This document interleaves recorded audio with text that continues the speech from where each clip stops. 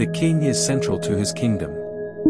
If we were created for kingship, and if Jesus came to earth to restore the kingship we lost, and if we want to be prepared to resume our rightful place as kings, then we had better learn what it means to be a king and how a king relates to his kingdom. This is important both for teaching us how to think, speak, and behave like rulers and for teaching us how to relate properly to God, our High King. A true king is not a dictator.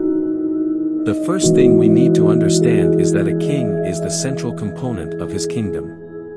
A king embodies the essence of his kingdom principles. Kingdom, the kingdom is the king. Without the king, there is no kingdom. The land and the people may still be there, but unless they are ruled by a king, they are not in a kingdom. This is one primary distinction between a kingdom and a democratic state.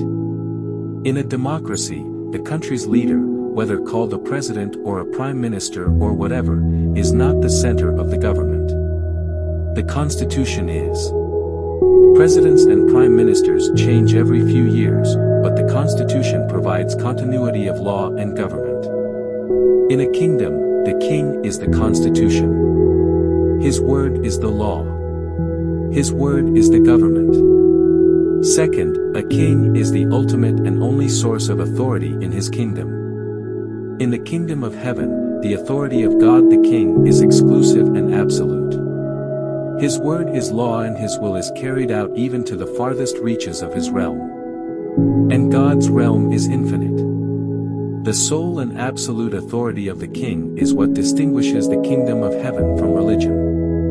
Religious people give lip service to God's kingship but then turn around and debate, question, and even amend his laws. For example, the king says that homosexual behavior is an abomination, see Leviticus 18 verse 22, yet a gathering of bishops who supposedly honor the king's law install an openly and actively homosexual priest as an archbishop. In the kingdom, the king's word is law. It is not open to debate, discussion, challenge, or amendment. While this may seem restrictive or even despotic to someone raised in a democratic environment, in many ways it actually relieves a lot of pressure. If you are under the king and someone asks you, "What do you think about so-and-so?" you can defer to the king's authority. "What I think does not matter. I am bound to follow my king, and my king says this," or "I agree with my king, and this is what he says." In a democracy, political leaders campaign, negotiate, compromise, and consult committees in an effort to reach a consensus for establishing law and policy. In a kingdom, the king speaks, and that's it, no debate or question. The authority of the king is like the slogan that began circulating years ago, "God said it, I believe it, and that settles it." Even better is the variation, "God said it and that settles it, whether I believe it or not." Jesus demonstrated this kingly authority when he said numerous times, "You have heard, but I tell you," see Matt 5:21-22, 27, 28, 33-34, 38-39, 43-44, emphasis added. The biblical account of this occasion records. When Jesus had finished saying these things, the crowds were amazed at his teaching, because he taught as one who had authority, and not as their teachers of the law, Matthew 7 verses 28-29, emphasis added. Jesus spoke and taught on his own authority. He did not rely on the thoughts, ideas, interpretations, or traditions of others. Why?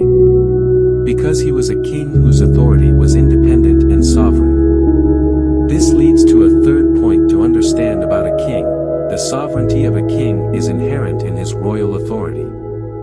The people do not make a king sovereign, he is born sovereign. Jesus told Pilate that he was born a king, he did not receive his kingship, or his sovereignty, from the hand of men. Sovereignty means freedom from external control.